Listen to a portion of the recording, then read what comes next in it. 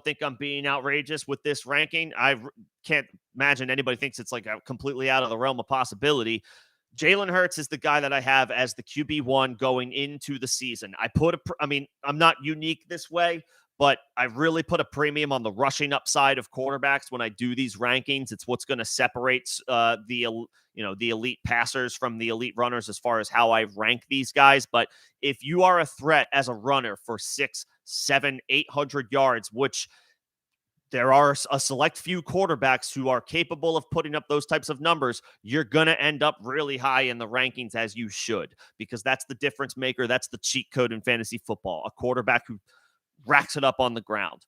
Hurts does that as well as anybody. He finishes as a top 5 option. I'm pulling some I'm pulling some notes, some details from Graham Barfield, the great Graham Barfield of Fantasy Points. Some of these are his statistics. Or statistics that he has listed out,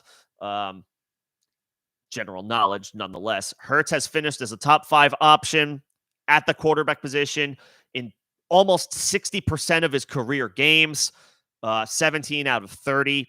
He's got an elite collection of talent. He's got A.J. Brown on one side. He's got Devontae Smith on the other, and he's got a top 7 or 8 tight end to throw the ball to in Dallas Goedert. He's got an elite offensive line, and he is the guy who gets the goal line touches, so to speak, for the Eagles. They don't turn the ball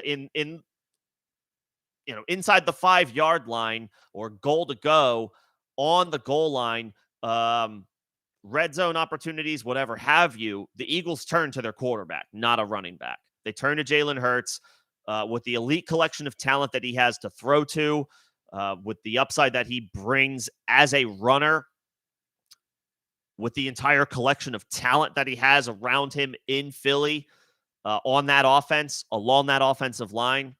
I have him listed as my QB1. I think this is fair. I think this is earned at this point, over Josh Allen, over Patrick Mahomes. Those guys are right there. I have them at 2 and 3. Spoiler alert. But when you factor in the elite level of rushing that Jalen Hurts brings to the table, plus the elite collection of talent he has to throw the ball to, I have Hurts as my QB1 for the season.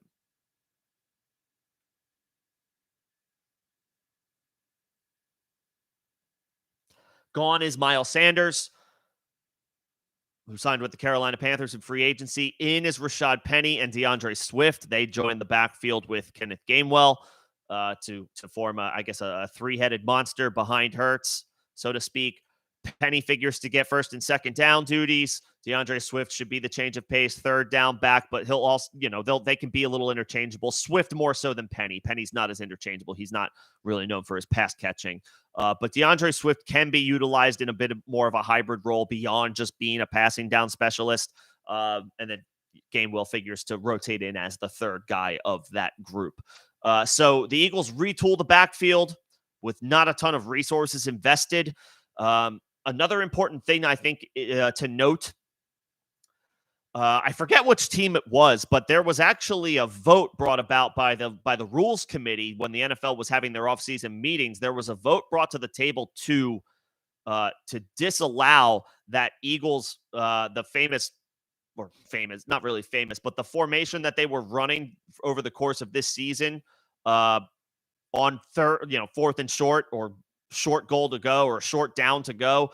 They all line up in a heavy set with 3 guys lined up behind Hurts to just push him forward. There was a rule, or there was a proposal to make that play illegal, and it was shot down.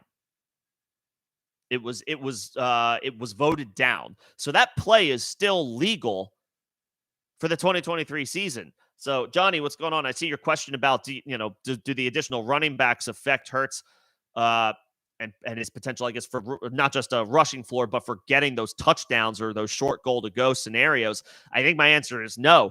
The Eagles have no reason not to continue to run that same play that worked so effectively in 2022. They're going to keep doing it because it works. And for that reason, I'm not concerned about the turnover, the change year over year. We now have a 2-year sample size from Jalen Hurts, and that sample size suggests that In 57% of his career games, 17 out of 30, he finishes as a top 5 quarterback for fantasy purposes. I think, officially as safe as it gets when you factor in what he has as far as options to throw the ball to.